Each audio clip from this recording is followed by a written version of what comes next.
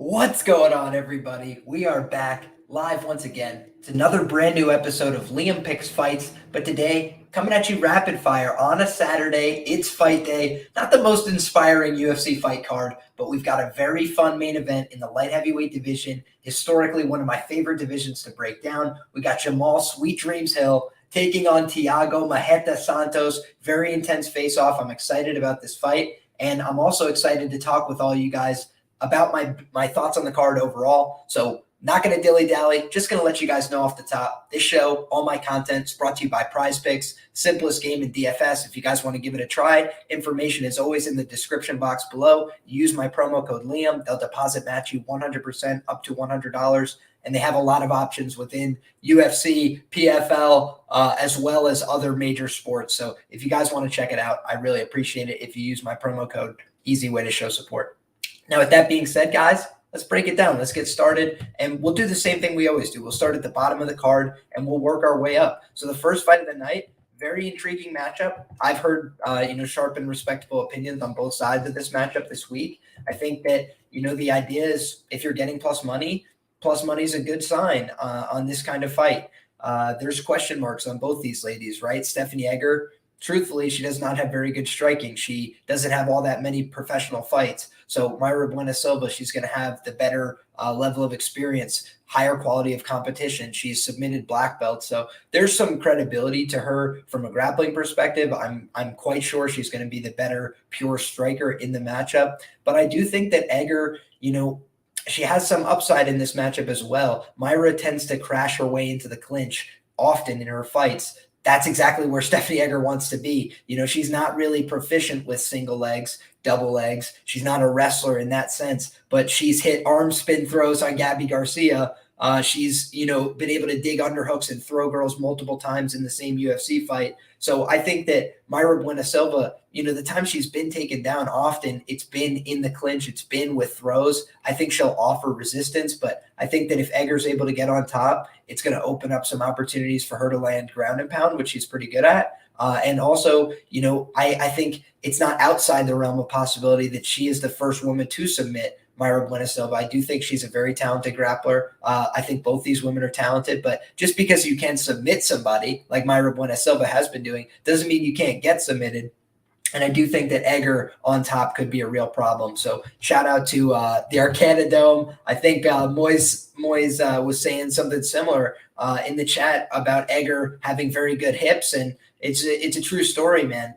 She's got good hips. She's very talented at what she does. Now, she could get exposed here if she's not able to get the takedowns. I acknowledge that. But I do think that the initial line movement here made sense. I think this should have been closer to a pick'em. That's a lot closer to where we're at right now. You can get a plus 105. It looks like as the best comeback on Mayra Buena Silva. Most shops you're going to be dealing with a even money tag. And it looks like you can get a minus 120 right now on Stephanie Egger. It had gone as high as minus 140, minus 145. So looks like there's some sharp buyback now that limits have opened up on the Mayra Buena Silva side. But with that being said, we'll move along to the next fight, guys. We got Corey McKenna taking on Miranda Granger. And truth be told, Corey McKenna let me down in her last fight, guys. I did bet her inside the distance. As a matter of fact, I thought she was going to win that fight. Thought she was going to put her grappling to good work. And I think that, it was a tactical error. It was a high pressure situation. She's a very young fighter. So I can be a little bit forgiving of that. That being said, I'm not anxious to go lay the chalk on her again. Do I think it's a winnable matchup against Miranda Granger? Yeah, absolutely. I think that Miranda Granger, she's coming back off of a pregnancy. She's training at a gym that hasn't produced many elite fighters. So I don't think there's a reason to believe that, she's a fighter necessarily on the rise, but I do think she showed up in shape for the fight. I do think she's going to have massive height and reach advantages. And I just saw Corey McKenna drop the ball as a similar size favorite. So for me, I think that, very interesting. My man Moyes says Granger, high elbow guillotine. Let's go. That's one thing that physical advantages can do for you. I actually thought the size difference was a little less pronounced than I expected it to be at the weigh-in, truth be told. But I do think that on fight night after some rehydration. Maybe that pays dividends for the dog here, but I couldn't get there on the Granger side, given her unknowns, given the fact she's coming back off of pregnancy, very small sample size of fighters like that. So for me, this is a watch and learn kind of spot. See if Corey McKenna really is the goods that she's been made out to be. I think if she is, this is a must-win spot for her. But again, she's still very young, so she could recreate herself, but it's going to be hard unless they make that atomweight division if she's not able to compete with girls of this size, because I don't know that I'm sold on her ability to compete with the upper echelon of the division, given her frame, her stature. I think that's going to be a long-term limitation. So that being said, we can move to the next fight, guys. I think that this is a very compelling matchup. Early in the week, my initial read was like Bryan Battle is surely going to take out Thiago Santo because, he's got the cardio, he's got the pace, he could grapple. But then I just started looking back over the resume of Bryan Battle, and it's really not all that impressive. It's not all that deep. He does have some, competent amateur experience, but, not all of his fights have been very clean, easy performances. He's taken a lot of damage, even in the Tresean Gore fight. Now he's taking on a southpaw with a good amount of power. He looked like dog shit, I thought, on the scale. And when a fighter's dropping weight classes in the past, I've given them a little bit of, a benefit of the doubt. But I'm starting to shy away from that because it hasn't paid dividends for me in the past. A lot of fighters cut down the weight. I think that, hey, maybe they'll be able to rehydrate. They got 24 plus hours and they can't take a punch. And that's what I'm afraid of here for Bryan. I don't think he's made this weight in some time. And I know for sure his fights on the House of the Ultimate Fighter, as well as his fights so far in the UFC, the tough finale and the subsequent fight with Tresean Gore, were at 185 pounds. And so he was able to take the shots there. He was able to leverage his cardio advantage and the fact that he's a pretty big guy. But now I'm just a little bit worried, man. I think that Battle might have cut too much weight. That could affect your cardio. That could affect your durability, two things that he relies on. I think that he is a little bit too hittable, a little bit too green for that distinction. It's one thing to get out-grappled. Now, granted, I thought he didn't show much resistance, which is the concern. But it's one thing to get out-grappled by Gunnar Nelson, and Bilal Muhammad. It's a whole nother deal with Bryan Battle, who's a lot fresher, a lot more green. So I think that Bryan can win this fight. If his weight cut and rehydration solid, that's awesome. And, he's a good fighter. So, I think over time he could project okay, but he's not the world's best athlete. And he's taken a lot of big shots in the fights that I've watched with Petrosky, as well as, some of his other fights. So there's really, for me, too many red flags to back the favorite here. It's a dog or pass situation.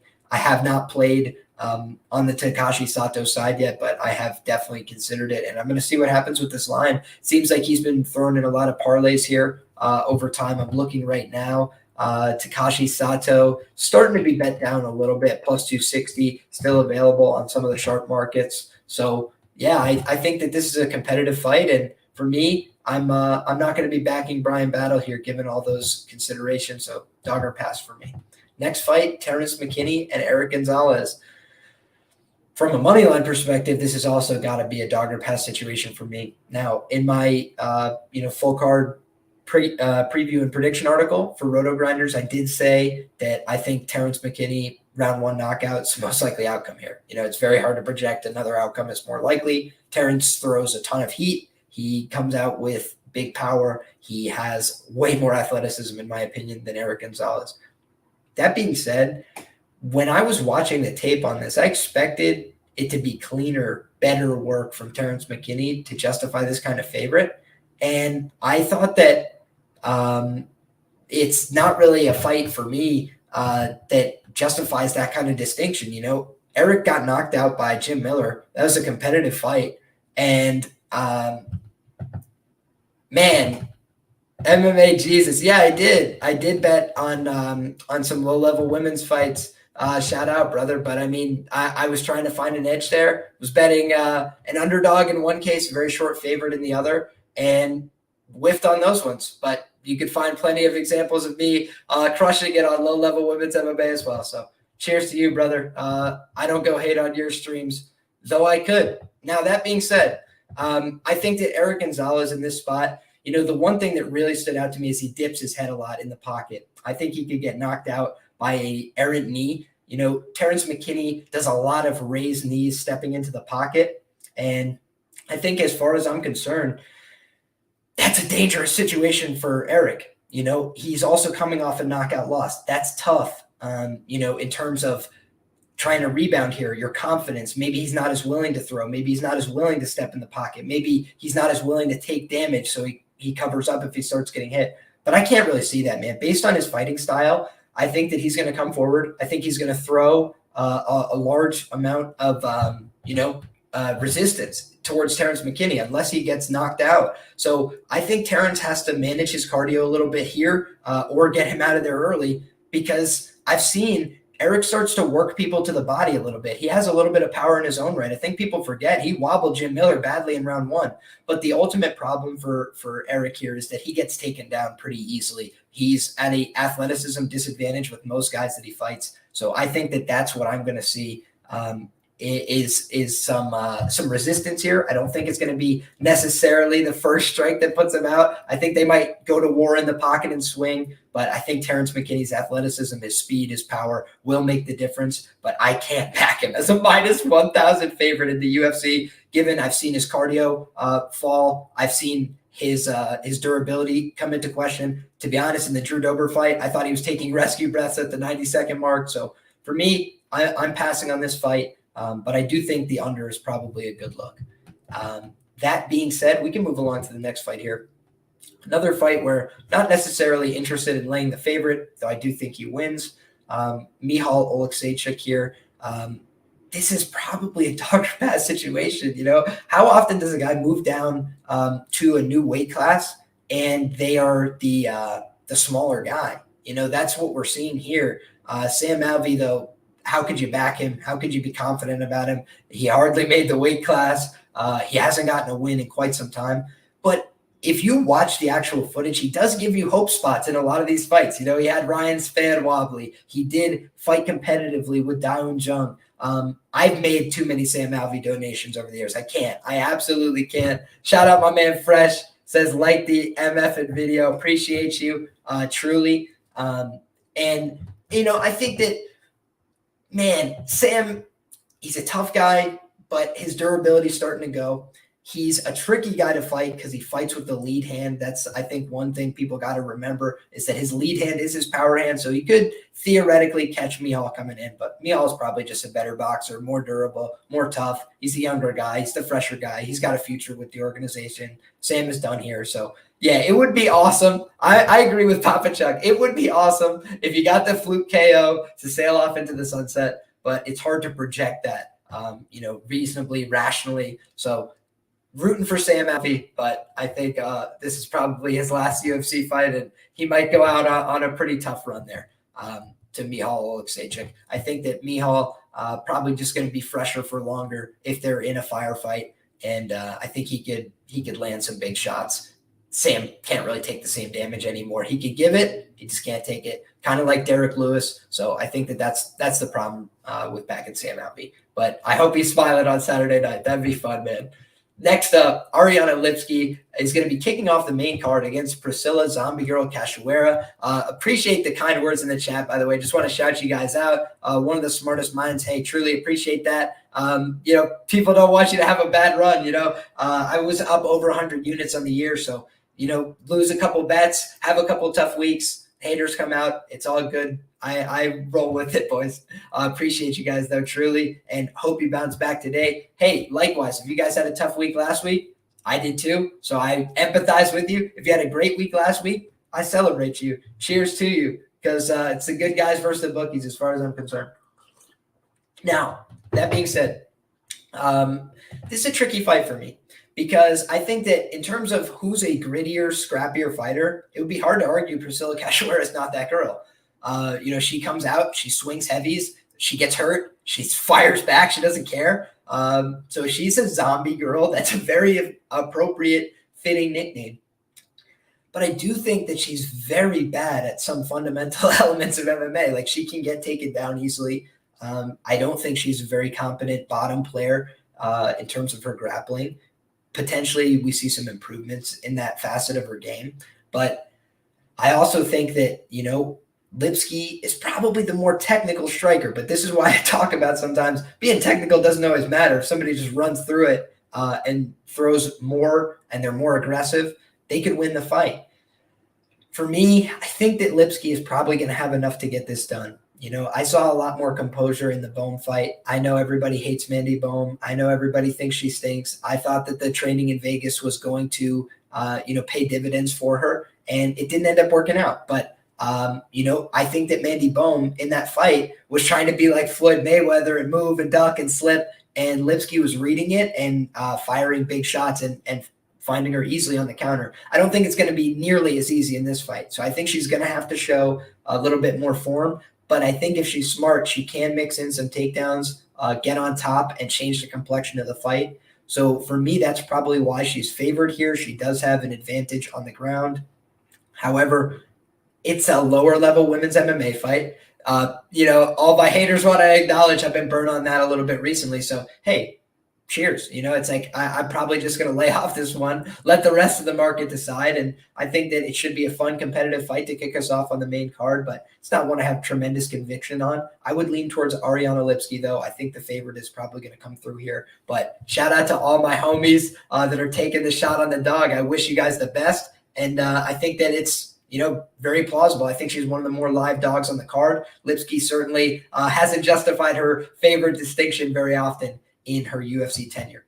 That being said, shout out my man Jack Attack MMA. Guys, he's on an absolute heater. One of the very, very best going. So check out his Bet MMA. Follow him on Twitter. Very smart guy and one of the leaders of the Arcana Dome. So shout out. And shout out my man Wiz Betts, one of the four horsemen of the apocalypse. Going to get the panel back together very shortly, guys. But was this card really worthy of the panel? I don't know. I didn't feel that way. So we'll get that back when a card deserves it. But shout out to all you guys in the chat. A lot of the same homies in here. Joint Smoker, DX, Filer, my man. Appreciate you. And Ben as well. So thank you guys for showing up and showing out. We got 113 people rocking with us live today. And I appreciate each and every one of you guys. So thank you guys for the support. And we're going to continue on the main card. We got Augusto Sakai taking on Sergey Spivak. And I've been fading Augusto Sakai the last couple fights. I felt like we've been seeing a little bit of some exposure, a little bit of lack of effort in some of these fights. And even when he starts looking good early, it's fallen apart quickly at times. The Jairzinho fight comes to mind. Jairzinho really hasn't gotten a ton of big wins under his belt lately. That is his big claim to fame that keeps him in the top, 10 in the division there. So I think that Augusto Sakai, listen, he's fighting for his job here. So this is a really consequential fight for him. He's on a 3-fight losing streak. Most contracts in the UFC are 4 fights. You don't have to be a rocket scientist to figure out he's going to be fighting, pretty hard here to try and get this win, theoretically. I just think it's a tough style matchup as well. We haven't seen Augusto Sakai just relentlessly taken down, but I do think that Sergey Spivak's a pretty tough wrestler. I do think that Sergey Spivak is, a good grinder. Watch the Tai Tuivasa fight. That was the fight that really stood out to me. It wasn't that Tai couldn't get up. Tai got taken down. He got back up. He got back up. He got back up. But he kept getting mat returned and mat returned and mat returned. And he got exhausted. After, 3 or 4 of those series of getting back up and getting mat returned, my man Tai Tuivasa was like, yeah, it's time to check out, brother. Lock on that choke and let's be done with it. And he got the head and arm choke in that spot. Augusto Sakai, he's a pretty big, physical guy. He's probably going to be hard to muscle around. Maybe Spivak gasses. That would be my concern here. He is a massive favorite here on the money line. I'm looking right now, and for a heavyweight fight, it's just pretty aggressive to see a minus 283 market average on the Sergey Spivak side. But I think the stylistics are there. I think the momentum's on his side. So I think he should be favored in this spot. But again, it's just a spot where, probably because people are looking for, safer legs, for a parlay on a card that's pretty chalk heavy. I get it why you're looking for a Sergey Spivak, but he has been knocked out in rapid fashion before. I wouldn't call Walt Harris an elite of the heavyweight division. He was able to knock him out.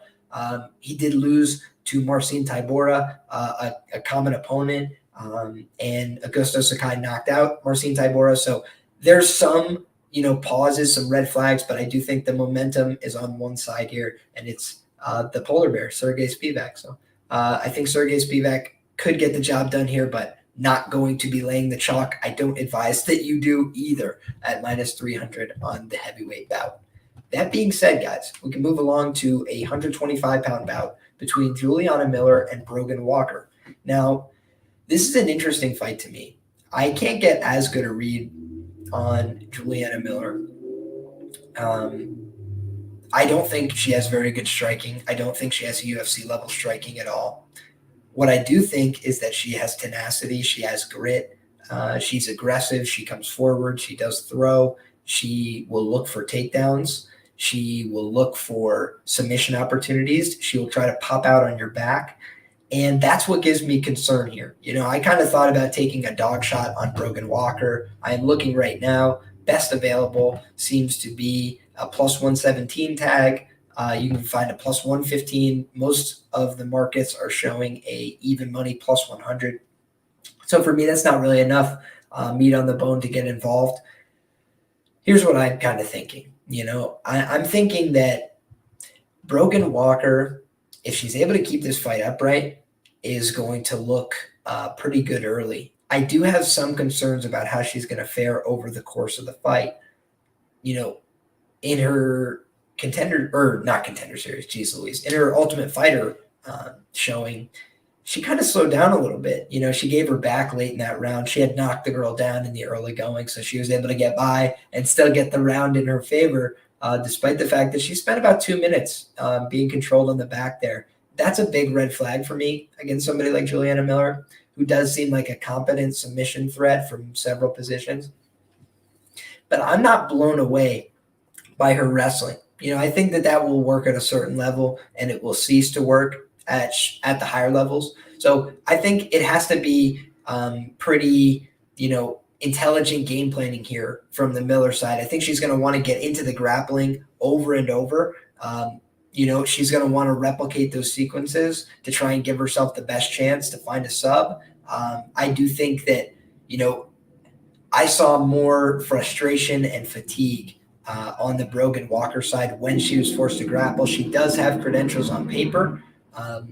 And I think she's got real power for women's MMA. So I think that could be a big factor as well. It's one thing when you just wade into punches and, the girl doesn't have power. But I do think that even if Brogan Walker isn't able to find a shot that, really knocks her down, knocks her out, she might be able to hit her with a shot that hurts her and dissuades her from coming forward so aggressively. And I think that's something to look out for in this spot. So ultimately, I think that Brogan Walker might be able to edge out a split decision here. I think she might be able to dig underhooks, keep the fight upright along the fence. But will I be stunned if Miller takes her back in round 3 and submits her or something like that? No, I won't. She looks like a gamer. She looks tough. She looks like she turns on more as the fight goes on. But she's got very limited pro experience.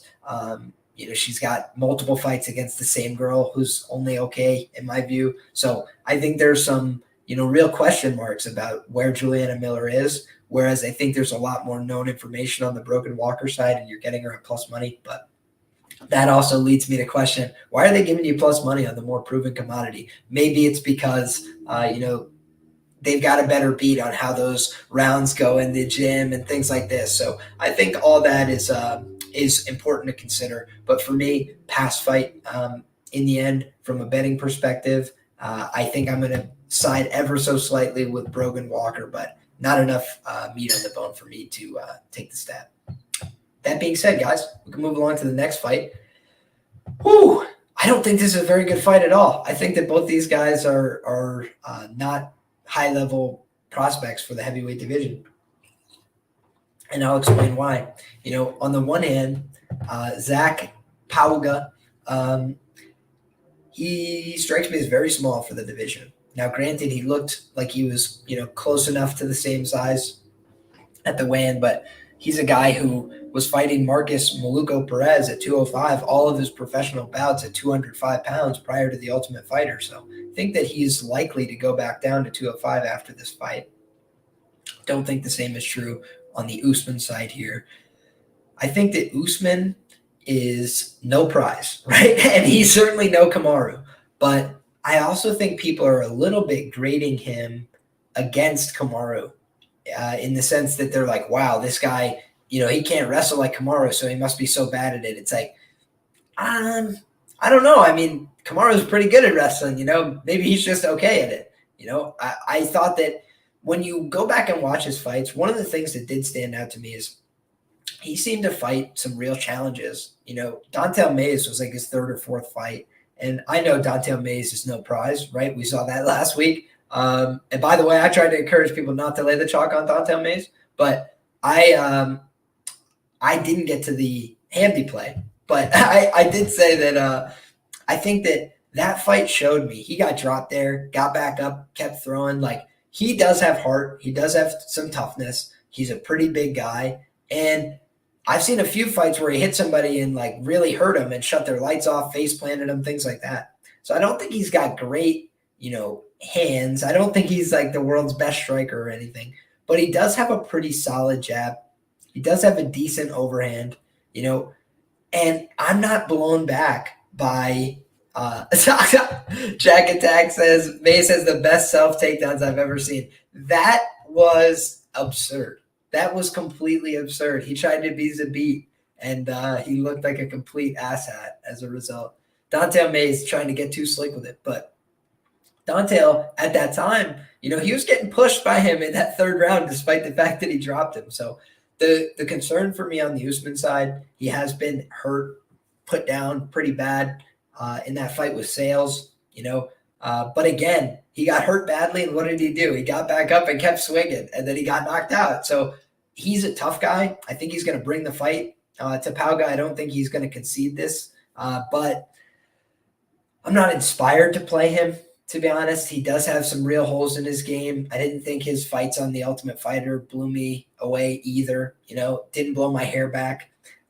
So if I had to make a bet on this fight, I would take the money line shot on the dog. He's the guy who's longer for the heavyweight division. He's the guy who's more connected to the UFC. I think that there's just a lot of things intangibly that kind of point towards the Usman side. But skill for skill, I do think Pauga is the better fighter. But it's one thing when you're training with somebody and you're, trying to like hold back a little bit and, be respectful and be a safe training partner. And another thing when you're trying to take somebody's head off in a fight. So I think that Usman's going to try and take this guy's head off in a fight in ways that he probably hasn't in the gym. And I think that Pauga is a little bit overrated at this stage, but we'll have to see. But I do think both guys are not very good. And I think that neither one of them has a great future in this heavyweight division. But I do think Pauga maybe at 205 could make something of himself. But I think that it's just going to be tough, man. He's pretty undersized against a lot of UFC level heavyweights. That being said, we can move along to the next fight. This is a much more interesting and entertaining fight.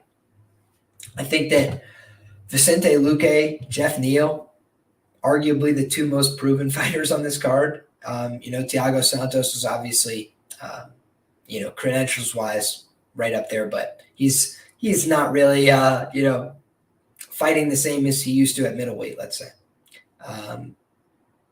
To just answer one quick question from the chat, do you think Terence will get a quick KO or a TKO? Yeah, I mean, that's certainly the most likely outcome for that fight. I think that he's going to bring the heat. He's going to bring the power early. And, we haven't seen Gonzalez knocked out a lot, but he was hurt in the first round and the second round against Jim Miller. So it is very possible. Appreciate Tim. Big fan. Keep up the great content. I will do that, my brother. Appreciate you. Now, that being said, Vicente Luque, I trusted him a little bit in his last fight, right? Not a huge play, but I did bet him in his last fight against Bilal Muhammad. He had already knocked out Bilal. He is the death dealer, as I like to call him, with 170-pound division. He's just absolutely vicious with his strikes. He is a powerful guy. He's got the money punch left hook. But The problem is when he fights guys that switch to southpaw on him, he fights like an idiot. I don't understand what happened. Like against Bilal, I felt that way. And against Wonder Boy, I thought he was going to be competitive. He ends up getting really outclassed in that fight. So, man, it's just for me, those are the kind of guys that are dropping him, that are landing hard shots, that are getting through. And he's been fighting guys that aren't that high level at times, and they're able to get through and land big shots and land shots in volume. So for me, Geoff Neal in his last fight, I actually kind of liked what I saw on the rewatch. He was doing a lot of stance switching. He was trying to make sure that he couldn't get calf kicked for free by Ponzinibbio. He was drawing Ponzinibbio in. He was being a little bit more creative with his striking attempts. Get after that like. I can't see the likes while I'm on this show, but if that's true, that's absolutely shameful. Go ahead and like this video, guys. Get subscribed to the channel. Coming at you on a Saturday to try and drop some knowledge on your head top, because I just finished up all my tape, went deeper on a lot of these fights overnight as well. Now, Geoff Neal, man, he had a life-altering experience, right? Very, very dangerous stuff. I faded him so hard against Wonder Boy. I think I bet like 4.5 units or something on Wonder Boy at even money. And then I bet Wonder Boy inside the distance. That didn't end up coming through. But I also tried to fade Geoff Neal with Ponzinibbio. And that was the night I learned. I was like, man, Geoff Neal is starting to have a little bit of that old Geoff Neal to him, where he's picking his shots well, where he's landing the left high kick, where he's landing those short knees to the head. I think that, I kind of like Geoff Neal as an underdog this weekend. He's a southpaw. He is a tricky guy to deal with from a power perspective if he's able to connect with big shots. Granted, we haven't seen that in a little while, but we got to remember who he was fighting. Neil Magny, pretty awkward guy to get a hold of on the feet, right? If you could take him to the ground, he could be a lot easier work, right? We cashed a huge ticket over here on Shavkat Lakhmanov by submission over Neil Magny. Thought that was a great spot. He's a really high-level grappler. He can match him in the size, the length. Geoff Neal couldn't really do that, so it was an awkward matchup for him. And it was when his confidence and his health had just been compromised by the Wonder Boy fight and by previous health scares. So for me, we're starting to see a little bit more of that old Geoff Neal. I found it very interesting. The co-main event favorites have been on a tear, guys. They've been on a tear. They've been winning at a very alarming rate. So I think that trend eventually has to break. I think eventually we're going to get a co-main event underdog to come through. And we saw both these guys take a step up to that main event tier, and the UFC has taken them a step back down, right? I think that's interesting to note. And this is a big fight for both guys, right? Geoff Neal, it's kind of time for him to S or get off the pot, right? He's 31 years of age, closer to 32 than 31. That's a prime year career. We've seen guys like Tyron Woodley, 37-year-old welterweight champ. It's very rare. At the welterweight division, you got to go now. And I think that Geoff Neal, he understands that. I think he's going to come out here and bring a hard fight, a good pace, a variety of strikes to the legs, to the head, to the body. He's going to mix up his kicks. I think he's going to, have good exchanges with the hands. And listen, Vicente Luque is one of my favorite fighters. So do I want to fade him? No. Do I want to get on the other side? Absolutely not. Would I be, happy if my bet doesn't come through, if I end up on the Neal side and he ends up winning the fight? Yeah, I won't be too upset because I really like Vicente. It'd be nice to see him get back on track. But I can't bank on that, hugely when I've seen him struggle against southpaws multiple times. He hasn't done anything to address it mid-fight. I feel like it turns him into a stance-switching weirdo where he's not landing anything with conviction, where he doesn't want to step into the pocket and throw. And I thought it really muted a lot of his offense against Bilal. So I think that, if Bilal, who's not naturally, a southpaw fighter, can switch southpaw and give you fits, somebody who is a real dangerous southpaw with a southpaw double attack, that left high kick, that left straight down the middle, I just have to think that at plus 160, at plus 170, at those, big plus numbers, Geoff Neal's got to be a little bit live here. He's got a good record in decisions. His losses that he shows by TKO are at 185 pounds, to Kevin Holland, who's a UFC level fighter. So for me, Geoff Neal, if he can capture some of his old form, he's going to be a really big problem for Vicente Luque, a fighter I really like and respect. If Vicente was a primary wrestler and grappler, maybe I'd feel a little bit differently here, but he's not, and the truth is Geoff Neal has the second lowest opponent control rate on the card. 4% of time in his fights have been spent controlled by his opponents. That's tiny. That's minuscule. So I think that unless Vicente Luque hurts him with a knee to the body and wraps up a Darce choke, it's going to be very hard for him to get a hold of, Geoff Neal. He's a physical big guy in his own right. And I thought that if I could make a comment about the weigh-in, Luque looked a little bit leaned out for my liking, man. He's a big guy to be making 170, so maybe his rehydration goes well, but I think that that's a lot to ask of a guy as a big chalk favorite. Now, that being said, guys, we got the main event on the horizon. We got 145 of you guys rocking live with us. Appreciate you guys. Go ahead and share this with a friend. Go ahead and like this video right now. Go ahead and tell somebody about the show. Go ahead and get subscribed to the channel because we're going to keep bringing you great content. Had my man Blake Perry, the most famous nose break in the history of the industry. Millions and billions of views on my man breaking his nose in Uriah Faber's A1 Combat. You want to hear his story? You want to hear who he is? Go back, look through the videos, find that because he's a great living American and wanted to give him a shout out. One of the better up-and-coming pros out there and a good friend as well. But, guys, we got a main event to break down. So without further ado, let's do it. Thiago Santos, Jamal Hill. It's the reason y'all came here. 205 pounds. I got a prediction for you. I like Jamal Sweet Dreams Hill, and I've liked him for a long time. I think that he's a problem for a lot of guys in the division, including at the upper echelon. Reason being, his boxing, his timing, his distance management are on point. I don't think his grappling is as bad as people want to make it out to be, right? Paul Craig, he is a freak in the guard. That's true. He is a anomaly, a unicorn, if you will, at light heavyweight. Most light heavyweights don't have a guard at all, much less a very good guard. So I think that Thiago Santos, I can be very critical of his ground game at times in the UFC. I think he's done some things well based on physicality, muscling guys around. I don't think he's going to have that option here against a bigger man in Jamal Hill. So I think that Jamal is going to offer some real stylistic problems. He throws big power. He measures good counter shots. He's got excellent straight punches. He's got uppercuts. He's got knees to the body. He's got low kicks.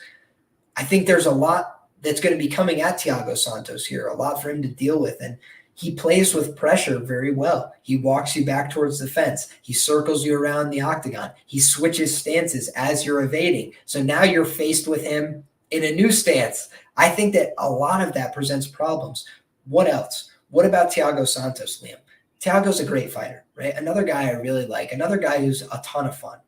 But I've been fading him for a while. And the reason being is he hasn't looked the same since the John Jones fight. It's hard to expect him to. 2 surgically repaired knees, both knees at his age, which was like 36. That's really tough to recover from.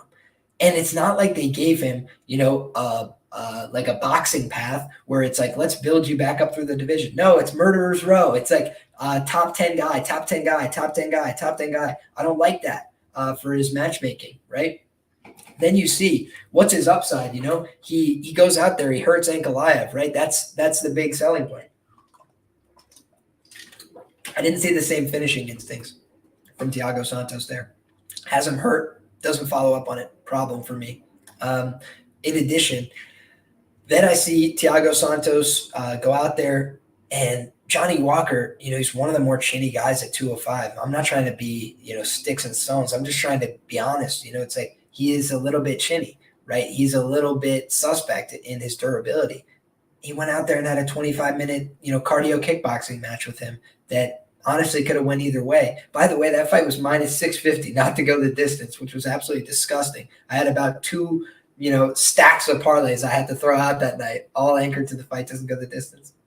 But I think that, this is the kind of fight where if I'm betting on Johnny Walker to beat you, I have to bet on Jamal Hill to beat you. It's like I just have to do that. Now, I would not necessarily, be thrilled about being asked to lay the minus 350, or whatever that's hanging on MGM. I did get in earlier below the minus 300 tag. I think that was a solid way to play this. I didn't want to get cute with it. I thought that the money line was appropriate here because Jamal Hill throws a good amount of volume. He moves around the octagon. He's shown decision wins in the UFC. And I think that on top of that, the path for him to finish inside the distance is very clear, right? Thiago Santos, 38 years of age, closer to 39 than 38, right? He's closer to his 39th birthday than his 38th birthday. And this is a guy where we know that UFC fighters over the age of 38 tend to get knocked out at a higher rate. That's a problem for me. On top of that, it's been a while, but Thiago Santos shows those first-round knockout losses. He has not fared well at times against really competent boxers, right? Guys that want to go out there and kick with him, he's going to kick your ass, right? He kind of did that with Johnny Walker. Johnny Walker went out there to kick with him. He kicked with him better. But I think that this is the kind of fight where Jamal Hill can box with Thiago Santos and do very well. So I think that we're going to see Thiago Santos, maybe try and wade his way, from kicking range into the pocket and swing those wild hooks. I just think that it's going to be very tough for him to pull that off, where I think that Jamal Hill, he's got so many paths to win the fight. My man Fresh mentioned it. Jamal Hill sub plus 2,000 is nuts. Santos notoriously bad off his back. Hill willing to engage in top positions, even against a guy like Craig. I wanted a better number, so I'm probably going to end up laying off. But I can't say that I didn't see your same line of reasoning, my friend. Like I'm thinking to myself when I break down this matchup, Jamal Hill could win all three methods. That for me is a good reason for somebody to be a heavy favorite. Thiago Santos, I would be very surprised if he won the fight by submission. He is a Brazilian Jiu-Jitsu black belt, but he is not a very offensive grappler at most stages of his career. So I think that is not a very likely outcome. His decisions are predicated on him having extremely low volume, staring matches. And I think that Johnny Walker is the kind of guy who will oblige you in that. But if you watch Johnny Walker versus Jamal Hill is decidedly not. So shout out Man of the Library, dropping the sticker, hanging out in the chat. I always say we've got the sharpest chat in the game. So appreciate all you guys that are here dropping your knowledge as well in the chat. But for me, the only thing that I didn't like is that he seems to be a popular pick this week, but I'm just rolling with my gut. I'm rolling with the fact that, 3 weeks ago when I heard about this fight, I thought to myself, Jamal Hill, very, very solid play. I think he's fresher, younger, longer, taller, more dangerous, more powerful, more dynamic, more aggressive. I think he's got too many things going in his direction. So I'm shouting out, his ability. I think that he's a very sound fighter. I think he's got a future at 205 pounds. But this is a great test. The UFC is very good at this. They pick a guy who has the talent, who has the name, who has the experience, who has the resume, and you've got to go out there and prove it. I just think that this is a prove-it spot that Jamal Hill is going to come out there and prove that his big power translates in the top 10 in this division. He can contend with guys that have big power in their own right, and I think that he is a very, very dangerous fighter. So I really like, I really like what I've seen from him. So Jamal Hill, he's my pick for the main event, and that's what I'm rolling with. So that's it, guys. We went through the whole card. Only 11 fights. We ended up getting the Quinlan and Jason Witt fight canceled. Had a pretty strong read on that one, but don't worry. That one will be back next week for UFC San Diego, headlined by Dominic Cruz and what's his name? My goodness, I'm drawing a blank. The Ecuadorian, Chito Vera. So excellent fight. Should be a great scrap in that bantamweight division, and I'm certainly looking forward to it. So if you guys want to hear my thoughts on that card, then go ahead and get subscribed to the channel right now. Go ahead and like this video, show your support, and we're going to come back and have all the same fun again next week. So whether you guys are rocking with me, rolling with some of my reads, whether you're going against them, I hope you feel like you're in a better position to take some bets on the UFC tonight, and you feel like you came out of it with more information. So God bless you all. Enjoy the fights. Come back next week. We'll have all the same fun again. Take care, everybody.